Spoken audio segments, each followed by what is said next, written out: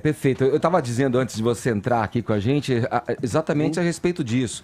Quando você coloca ali as questões que envolvem o ex-presidente Lula e as questões que envolveram Eduardo Cunha, com as comprovações de contas, dinheiro fora do país, em contas em paraísos fiscais, quando você coloca um Gedel com dinheiro no apartamento flagrado ali, fotografado com milhões e milhões no apartamento, me parece que tem aí uma nuance jurídica, Zé, a ser observada.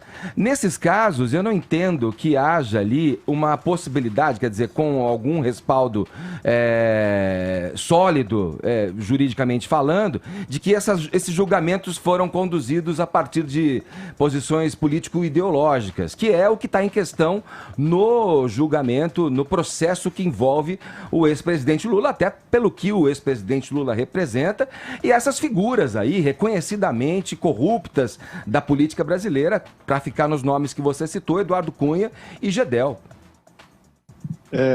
Olha, Edgar, esse processo julgado no Supremo não leva em consideração esses vazamentos aí dos diálogos que foram retirados dos computadores e telefones dos operadores da Lava Jato, né? Não entra em consideração isso aí. Agora, esse julgamento do ex-presidente Lula, ele é especial, inclusive, no rito, né? Ele foi muito mais rápido. Mas o grande argumento, Edgar, e que todos aceitam, é de que a Operação Lava Jato pegou o país numa situação muito difícil. Corrupção institucionalizada, sem possibilidade de meios jurídicos para os trâmites normais. Houve ali, sim, uma decisão da Lava Jato, inclusive, de levar para Curitiba vários processos que sabidamente não seriam resolvidos lá. Isso hoje já está resolvido porque a Lava Jato criou franquias no Rio de Janeiro, em Minas Gerais, aqui no Distrito Federal, mas antes não. Então, há sim peculiaridades, mas o argumento é de que havia mesmo necessidade desta ação. Esse caso do triplex é realmente, entre os processos de Lula, o que gerava uma certa dúvida, inclusive isso transcrito nos diálogos roubados lá dos celulares, né? Mas o Lula, veja bem, ele tem 9 processos, 2 condenações e ele é réu em outros 6. Então, é uma situação muito complicada e talvez a mais complicada da Lava Jato. E a coisa pode se agravar, porque a delação do Palocci é uma delação que pega diretamente o ex-presidente Lula. Além disso, outras delações que tentam ser fechadas, como de Eduardo Cunha, pegam de novo o ex-presidente Lula. Então, assim, juridicamente e na realidade, não há como defender. Deixa eu passar a bola para o Caio, falando de mais uma, digamos, particularidade, né? É tudo dentro dos ritos legais, Caio, mas é de chamar a atenção que o que aconteceu ontem, o pedido de vista, por exemplo, proferido pelo ministro Gilmar Mendes, a partir e aí a liberação, quer dizer, eu peço o pedido de vista, não tem uma previsão muito certa de quando isso voltará a ser julgado, mas enquanto isso, eu quero que, eu conduzo aqui o processo para que o Lula seja solto. Então, dessa vez, o Gilmar Mendes chamou a atenção justamente por não seguir os tais ritos legais aos quais você se referiu, né? A gente debateu isso amplamente no Jornal da Manhã e eu destaquei aqui a originalidade do professor Modesto Cavalhosa, que cunhou um novo termo para essa postura inédita, né? Essa manobra inédita, na verdade, que tentou ser executada, quase um duplo twist carpado jurídico por parte do Gilmar Mendes. O novo termo é o seguinte, é uma liminar de habeas corpus. É isso que se chama na justiça chicana, é isso? Poderia chamar de chicana? Poderia, porque é o seguinte, no direito processual penal, a tramitação do habeas corpus ela já é prioritária. Ainda mais no caso de um paciente, assim que se chama o réu, né, no habeas corpus, ainda mais diante de um paciente que é idoso, que é o caso do Lula, e está encarcerado. Né? Então, o que acontece? O que o ministro Gilmar Mendes propôs foi liberá-lo antes de avaliar esse remédio processual. Então, assim, é um grande absurdo, assim, como se soltar o Lula fosse a coisa mais urgente do Brasil. E aqui eu também cumprimento o colega Josias de Souza, do Jornal da Manhã, que cunhou uma expressão muito boa. Ele falou que o Gilmar Mendes tentou marcar um gol de mão aos 45 do segundo tempo.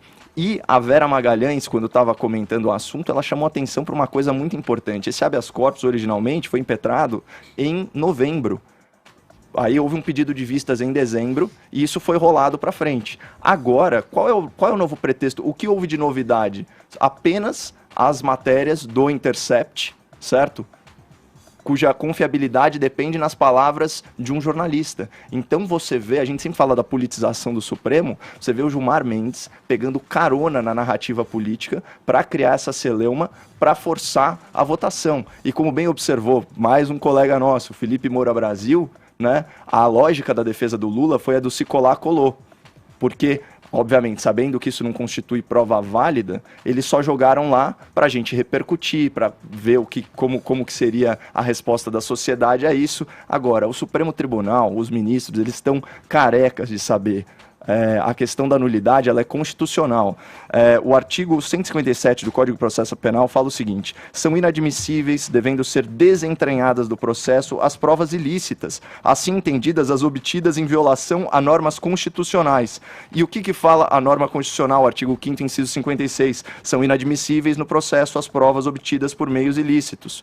Acabou. E aí você vai para outro artigo do Código de Processo Penal, o 566, ele diz o seguinte: não será declarada a nulidade de ato processual que não houver influído na apuração da verdade substancial ou na decisão da causa. Portanto, ainda que fosse verdade, ainda que a prova fosse lícita, se você não conseguir provar um prejuízo substancial, por exemplo, isso aumentou a dosimetria da pena, isso cerceou um direito de defesa, não cabe. E o Supremo sabe de tudo isso. É um circo jurídico, é uma piada, é uma obsessão por liberar os corruptos. E que eu falei no Jornal da Manhã, essa obsessão do Supremo com a doutrina laxativa, né, que solta tudo e todos, é no mínimo curiosa. Eu fico, assim, essa teoria que você traz, ela acho que serve como teoria, né? Como é que você vai detectar isso na prática, né? Como é que você vai entrar dentro da cabeça de um juiz que está julgando e, em última análise, julga a partir de preceitos muito pessoais, que depreende-se do Código Penal, de como foi absorvido aquilo, de que tendência ele tem para cá ou para lá. Esse argumento que você usa, Caio, veja, eu aqui não tenho compromisso com nenhum viés político, não. O meu compromisso é corroborar com coisas que leio, que eu entendo como isentas, como analisando o fato em si. Porque vamos lá, vamos supor, Trindade, até gostaria que você também entrasse nessa. Vamos supor que o Glenn Greenwald seja um farsário mesmo. É tudo mentira, é forjado, é tudo forjado. Descobriu-se, revelou-se ali. Ele, para mim, é um cara que vai pagar na lei como um jornalista, de viés político ou não, mas vai pagar na lei. Quando eu tenho questionado o Estado e a Constituição, que deve reger pelo Código, pela Constituição brasileira, garantindo o Estado democrático de direito, eu falo, olha a seriedade que isso tem. Então, se tem uma denúncia ali, a princípio, vamos lá, vamos aguardar os áudios, tudo.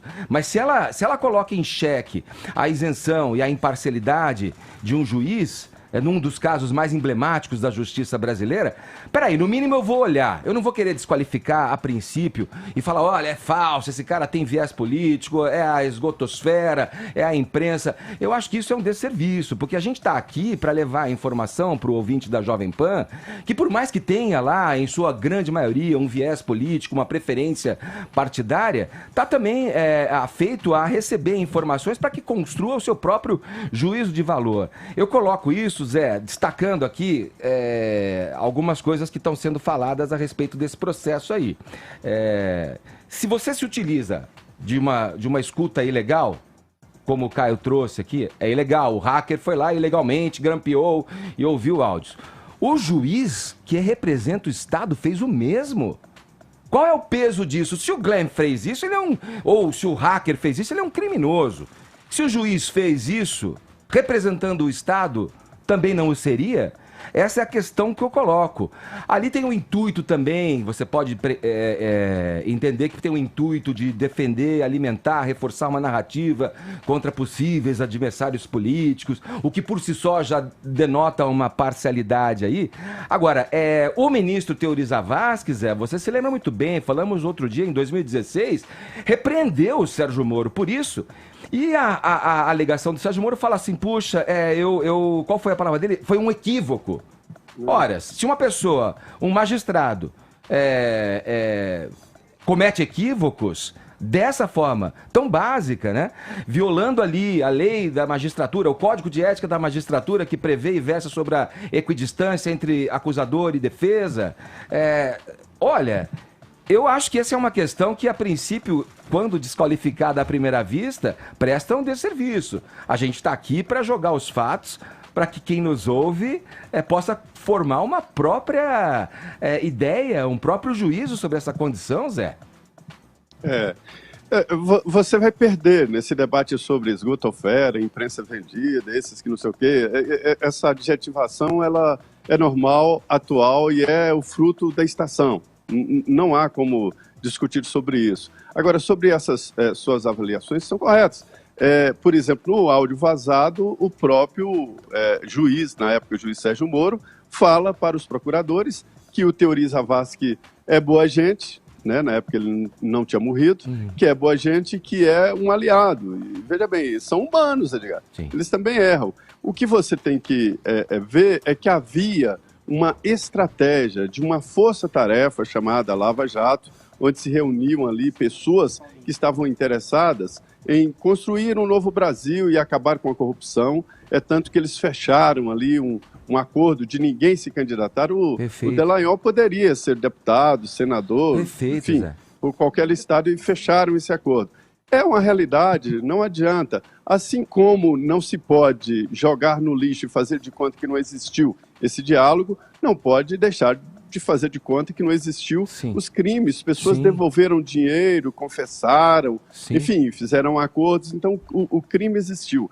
Esse julgamento do Supremo ficou ali muito claro no voto do ministro Edson Fachin, de que é o seguinte: o Supremo não pode revisar, não pode ser o revisor de sentenças de primeira instância.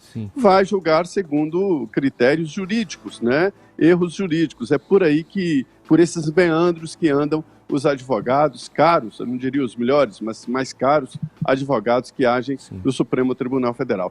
E cabe sim essa sua reflexão.